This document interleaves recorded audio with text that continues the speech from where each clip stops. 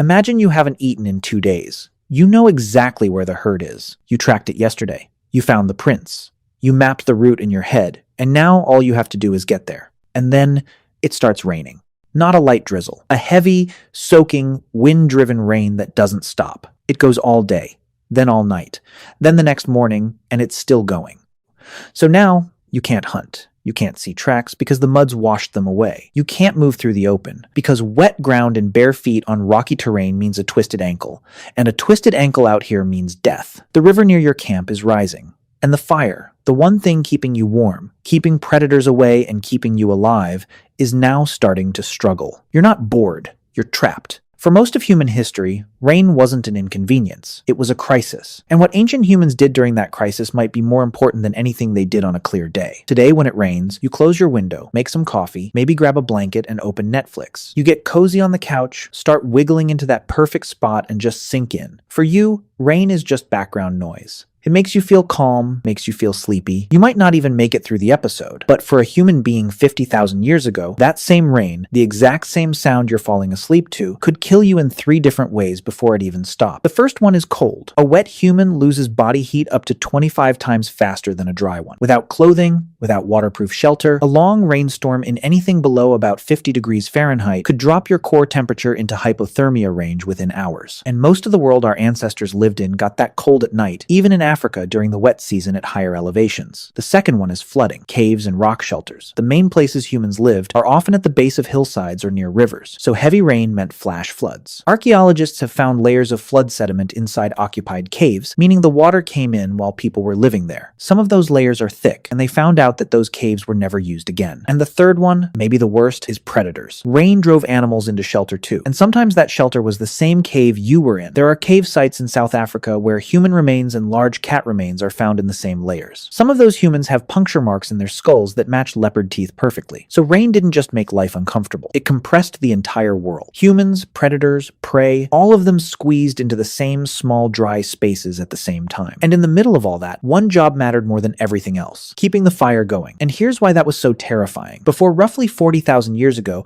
we're not entirely sure how reliably humans could start fire from scratch. There's evidence of controlled fire use going back at least 400,000 years at a site called Qusum Cave in Israel, and possibly as far back as 1,000,000 years at Wonderwork Cave in South Africa. But here's the thing. Controlling a fire that already exists and creating one from nothing are two very different skills. And for most of human history, most people probably couldn't do the second one. So if your fire went out, you might not be able to relight it. You'd have to carry an ember from somewhere else, which some groups actually did. They transported smoldering coals wrapped in green leaves or packed inside a type of woody mushroom called tinder fungus that could catch a spark and smolder inside itself for hours. It was basically a biological lighter. And we know this wasn't just guesswork. When they found Otzi the Iceman, the 5,300-year-old frozen man preserved in the Alps, he was carrying a complete fire kit in his belt pouch: tinder fungus, flint, iron pyrite for striking sparks, and extra plant tinder as backup. Even 5,000 years ago, losing your fire was serious enough that people carried dedicated equipment to prevent it. So when rain hit, the first priority wasn't shelter. It was the fire. Move it deeper into the cave. Shield it with hides or brush. Feed it carefully. Not too much, not too little. Find dead lower branches from coniferous trees, the ones still protected by the canopy above, usually still dry underneath. Split open wet logs to get at the dry wood inside. Use birch bark as kindling, because birch contains a chemical called betulin that actually burns even when it's wet. One person's entire job during a rainstorm might have been just sitting next to that fire for hours, feeding it, shielding it, making sure it didn't die. Because that fire was everything. It was warmth, light, safety, cooked food, and the center of every social interaction the group had. Letting it go out wasn't just careless. It was potentially fatal for everyone. Alright, so the fire is going and you're mostly dry, but you cannot leave. So what do? You make things. The archaeological record is very clear on this. Caves and rock shelters are absolutely packed with evidence of manufacturing. Stone tools in every stage of production. Piles of flaking debris, those tiny chips of rock that fly off when you're shaping a tool, found concentrated in specific spots inside caves. Exactly where someone would sit near firelight and work for hours. But it wasn't just stone tools. At Blombo's Cave in South Africa, archaeologists found a 100,000-year-old ochre processing workshop. Abalone shells used as mixing bowls. Ochre ground into powder. Bone tools used to stir and apply it. This wasn't basic survival. This was production. Someone sat in that cave, probably while the rain pounded outside, and manufactured pigment on purpose with a system. And then you've got bone needles. They start appearing in the record around 60 61,000 years ago in South Africa, and later across Europe and Asia. These are delicate, precise tools with tiny drilled eyes. You don't make a bone needle while you're running from something. You make it when you're sitting still, focused, with hours to spare. Rainy days gave people that time. Now here's where it gets really interesting. At a Neanderthal site called Abri du Maras in France, archaeologists found a tiny fragment of twisted plant fiber string dating to roughly 5,200 years ago. That's the oldest direct evidence of string ever found. And then, at Hohlefels Cave in Germany,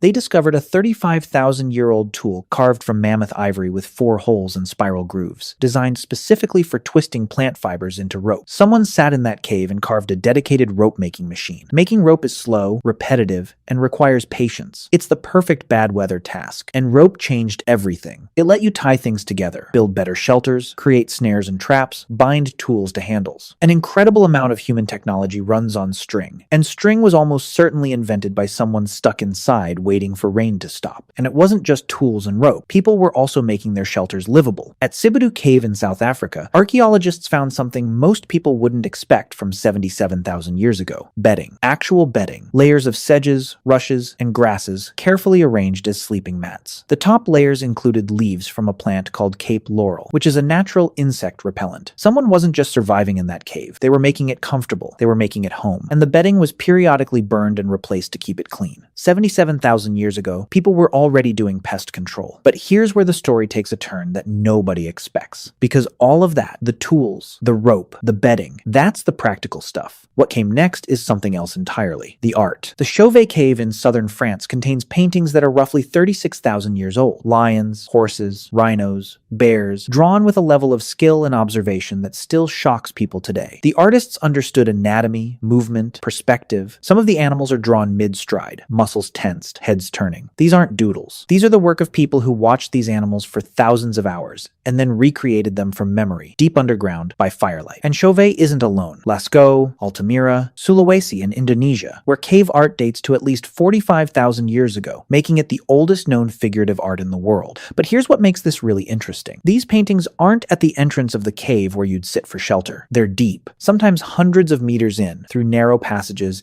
in chambers you'd have to crawl to reach. Someone carried animal fat lamps into total darkness and painted.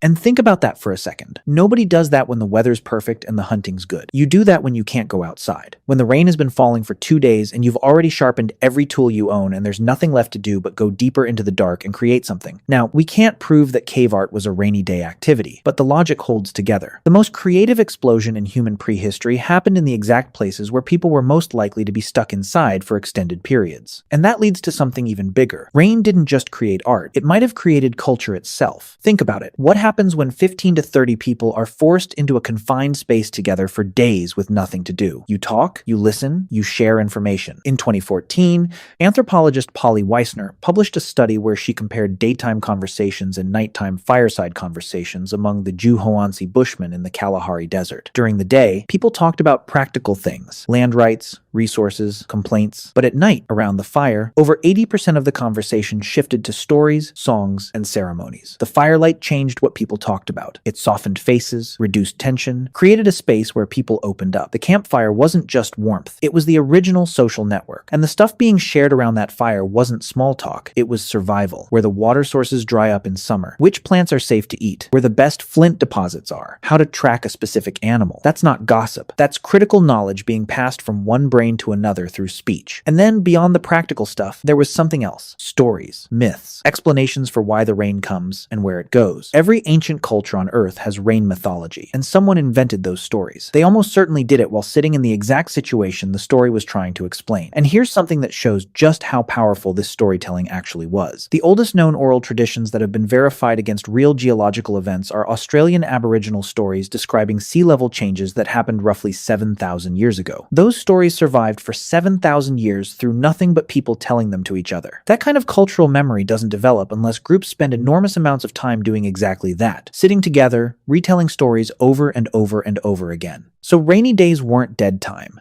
They were transmission time. The days when knowledge moved from the old to the young, when skills were taught by demonstration, when the group's collective memory got reinforced and updated. Now, here's the part nobody talks about. Rain wasn't always bad. Sometimes it was actually the best thing that could happen. After a heavy rain, the ground is soft. And soft ground means perfect tracks. Deep, clear, detailed. You can see exactly which animals walked past, how long ago, how fast they were moving, and where they went. Some of the best tracking conditions in the world come right after rain stops. Rain also meant water. Humans could collect and store rainwater, and even early hominins may have understood this. Rock depressions that fill with clean water during rain are found near almost every known prehistoric campsite, and some of them show signs of being deliberately carved deeper to hold more. But water wasn't the only thing rain brought. Mushrooms and certain plants explode after rain. Tubers are easier to dig from wet soil. Insects come to the surface. A rainy period didn't stop the food supply. It changed it completely, and the groups that understood those changes had an enormous advantage over those that didn't. Termites are a perfect example. They swarm after rain in tropical Africa. They're one of the most protein-dense foods available. You don't need tools, you don't need weapons, you just pick them up. There are chimpanzees today that gorge on termite swarms after rainstorms.